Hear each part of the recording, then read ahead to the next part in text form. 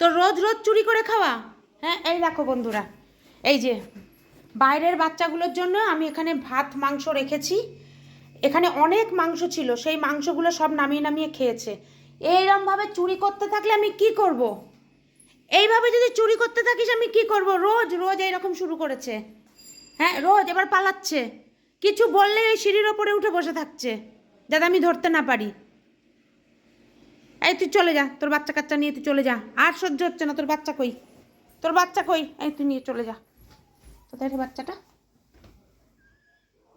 এই যে, এই যে, এই যে একটা পুচকে আর একটা চোর তৈরি হচ্ছে। এই তোর বাচ্চা নিয়ে চলে যা, যা যা। এই যে, এই যে, এই যে বাচ্চা রাখলাম, এই যে দেখ গদলু, দেখেছি ওপরে উঠে গেছে।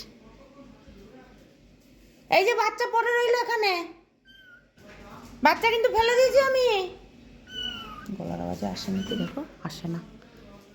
রোজ চুরি করছে, রোজ চুরি করছে, আমার ভালো লাগে না। একেতেই বাড়িতে মিস্ত্রি কাজ করছে, চারিদিক উল্টো পাল্টা হয়ে আছে, তারপরে এর বদমাইশি।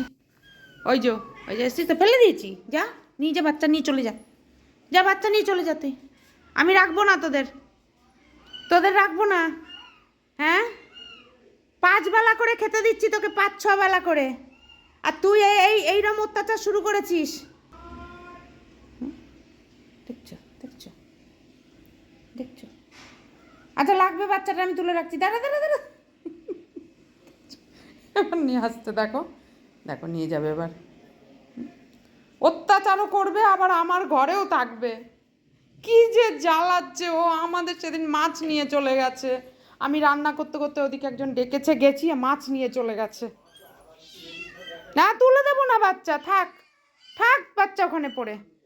হ্যাঁ, নিজেও দেখো ওপরে উঠে বসে আছে, দেখো ওপরে উঠে বসে আছে। এই যে বাচ্চাকে তুলে দিতে হবে এখন আমাকে, দেখো ম্যামা করছে।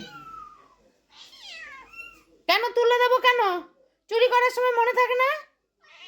হ্যাঁ, সিম্বার মাংস সেদিনকে সব মাংসগুলো খেয়ে নিয়েছে।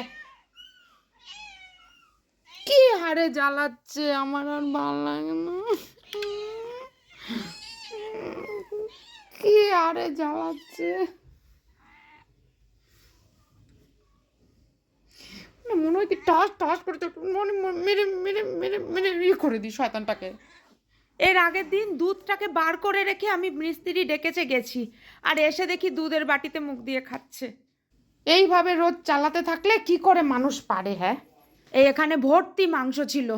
হ্যাঁ, ভাবলাম ফ্রিজে অনেকগুলো ভাত আছে, সব মিশিয়ে দিয়ে এই মাংসগুলো দিয়ে মেখে বাইরের বাচ্চাগুলোকে খাইয়ে দেবো। এখন আমি ফ্রিজ থেকে মাংস বার করব, সেই মাংস কখন গলবে, তারপরে সেই মাংস সেদ্ধ হবে, তারপরে বাইরের বাচ্চাগুলোকে দেব। বলো তো কত দেরি হবে দিতে ওদের।